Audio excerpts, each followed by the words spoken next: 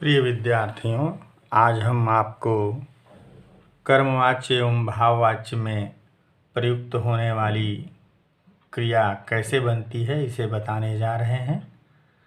तो आप सबसे पहले जान जाएं कि कर्मवाच्य एवं भाववाच्य में जो क्रिया प्रयुक्त होती है उसमें यक प्रत्यय का प्रयोग किया जाता है।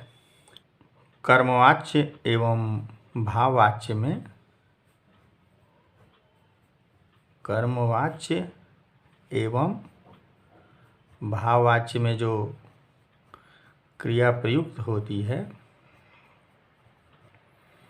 वह यक प्रत्ययान्त होती है।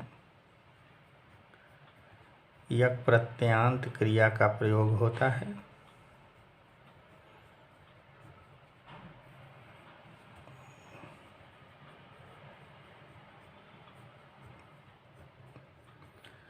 सबसे पहले धातु में यक प्रत्यय लगाते हैं और तब फिर उसमें आत्मनेपदी धातु का रूप जैसे होता है उस प्रकार से उसमें प्रत्यय लगा करके रूप बनाते हैं।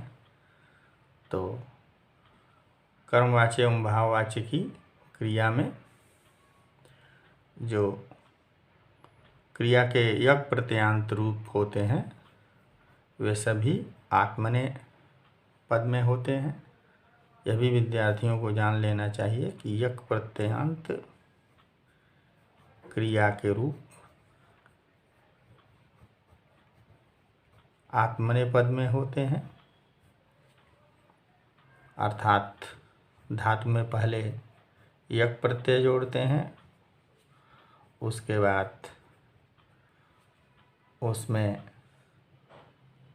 जो लकारों में रूप होते हैं उनमें आत्मनेपद के प्रत्यय जुड़ते हैं। उदाहरण के लिए पठ धातु है। पठ धातु में सबसे पहले यक प्रत्यय जोड़ेंगे तो नियम यह है कि यक प्रत्यय के क का लोप हो जाता है। यक प्रत्यय के क का लोप हो जाएगा और तब इसका रूप बनेगा पठ्य। पठ और यहाँ यह लिख दिया हमने पठ्य। और जो आत्मनेपद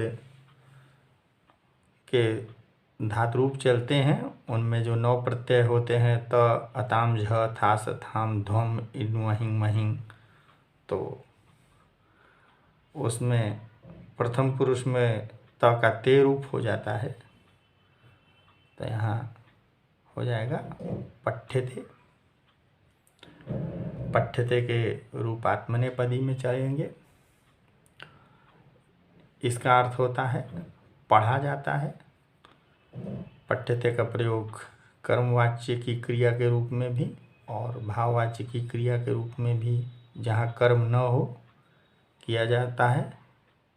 इसी तरह से अगला उदाहरण है लिख।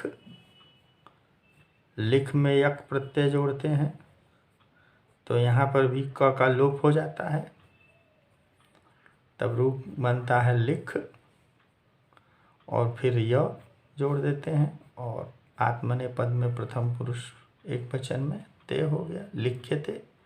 लिख्यते लिख्यते लिख्यन्ते ऐसे रूप चलेगा। इसका अर्थ होता है लिखा जाता है। इसी प्रकार से गम धातु है। गम धातु में भी यक प्रत्यय जोड़ेंगे और ते लगा देंगे तो रूप बनेगा गम य और ते गम्यते। इसका अर्थ होता है जाया जाता है। रूप चलेगा गम्यते गम्यते गम्यन्ते। इसी प्रकार से हस धातु है। हस धातु में यक प्रत्यय जोड़ते हैं और ते जोड़ते हैं तो हो जाता है हस्यते। इसका अर्थ होता है हंसा जाता है।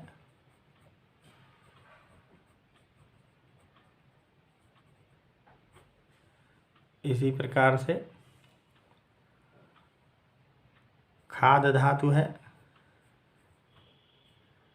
खाद धातु में यक प्रत्यय जोड़ेंगे तो रूप बनेगा खाद्यते। खाद और यते, खाद्यते का अर्थ होगा खाया जाता है।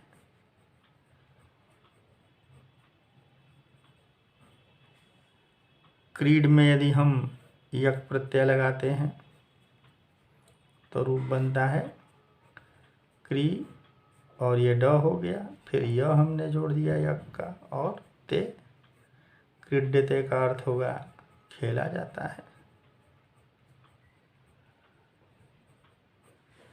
इसी प्रकार से कुछ आकारांत धातुओं का रूप देखते हैं कैसे बनता है।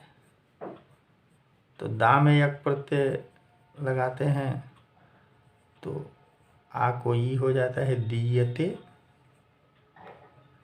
दियते दियते दियंते, ऐसे रूप चलता है इसका, दिया जाता है। यदि पा में लगाते हैं यक प्रत्यय तो इसका रूप चलता है पीयते, पीयते माने पिया जाता है, जैसे कि जल पिया जाता है।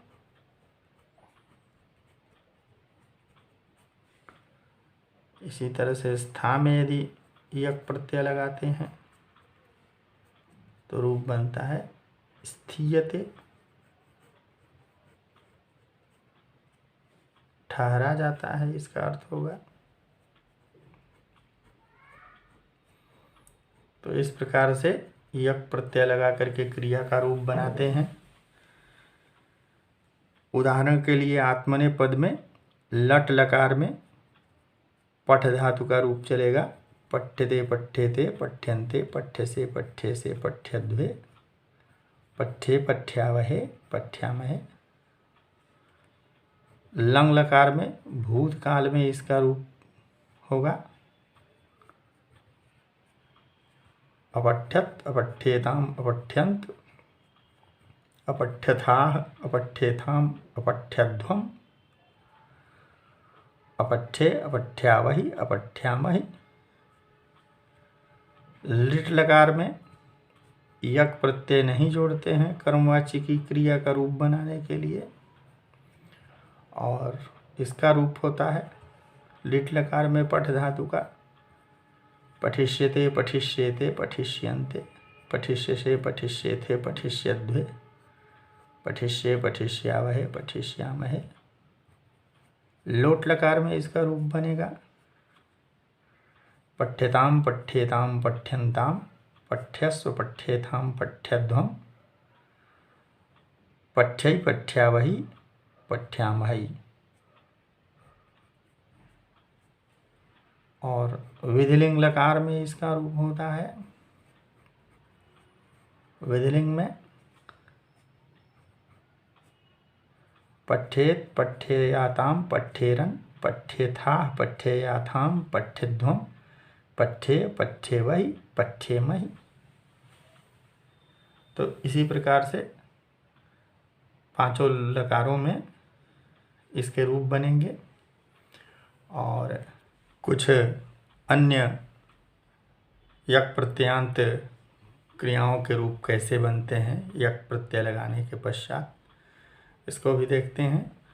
तो भू में यक प्रत्यय जोड़ते हैं तो भू, और इस क का लोप हो जाता है, यह बचता है, और ते, यह लट लकार प्रथम पुरुष में प्रत्यय जुड़ता है तो ते हो जाता है, भूयते हुआ जाता है। श्रु में यक जोड़ेंगे तो बनेगा श्रूयते, सुना जाता है। क्री में यक प्रत्यय जोड़ेंगे तो रूप होता है क्रियते, किया जाता है। और क्री ये क्रियादिगण धातु है, कृणातिकृणीतः कृणन्ति रूप चलता है, इसका यक प्रत्ययांत रूप होता है क्रियते, खरीदा जाता है। गई धातु में यक प्रत्यय जोड़ने पर रूप होता है गीयते, गाया जाता है। वच में यक प्रत्यय जोड़ने पर रूप होता है उच्यते, कहा जाता है। वह में यक प्रत्यय जोड़ने पर रूप होता है उह्यते। वह ढोना अर्थ है। उह्यते ढोया जाता है अर्थ होगा। वस में यक प्रत्यय जोड़ने पर रूप होता है उष्यते, रहा जाता है। कथ में यक प्रत्यय जोड़ने पर रूप बनता है कथ्यते, कहा जाता है। हन में यक प्रत्यय लगाएंगे रूप बनेगा हन्यते, मारा जाता है। शक में यक प्रत्यय जोड़ने पर शक और यक का य और ते प्रथम पुरुष एक वचन में जुड़ जाएगा, शक्यते, किया जा सकता है, इस प्रकार से इसका प्रयोग होता है। सेव में यक जोड़ेंगे तो सेव और यह हो जाएगा यहाँ यक का, और ते सेव्यते, सेवित किया जाता है। लब में यक जोड़ेंगे तो लभ्यते, प्राप्त किया जाता है। नी में यक जोड़ने पर नियते रूप बनता है, ले जाया जाता है। प्र उपसर्ग पूर्वक आप धातु में यक प्रत्यय जोड़ेंगे तो प्राप्त, और यक का य और ते प्राप्यते, प्राप्त किया जाता है। दृश्य में यक प्रत्यय जोड़ने पर रूप बनता है दृश्यते, देखा जाता है। ग्रह धातु में यक प्रत्यय जोड़ने पर रूप बनता है गृह्यते, ग्रहण किया जाता है। शींग में यक प्रत्यय जोड़ने पर रूप बनता है शय्यते, सोया जाता है। पच में यक प्रत्यय जोड़ने पर रूप बनता है पच्यते, पकाया जाता है। नृत्य में यक प्रत्यय जोड़ने पर नृत्यते रूप बनता है, नाचा जाता है। पृच्छ में यक प्रत्यय जोड़ने पर रूप बनता है पृच्छ्यते, पूछा जाता है। रुद में यक प्रत्यय जोड़ने पर रूप बनता है रुध्यते, रोया जाता है। ज्ञा में यक प्रत्यय जोड़ने पर रूप बनता है ज्ञायते, जाना जाता है। तो इस प्रकार से यक प्रत्यय का केवल धातु में य जुड़ता है, किन्हीं किन्हीं धातुओं के रूप में परिवर्तन हो जाते हैं और उसमें लट लकार प्रथम पुरुष एक वचन का ते जोड़ते हैं तो हुयते, श्रूयते, क्रियते इत्यादि रूप बनते हैं।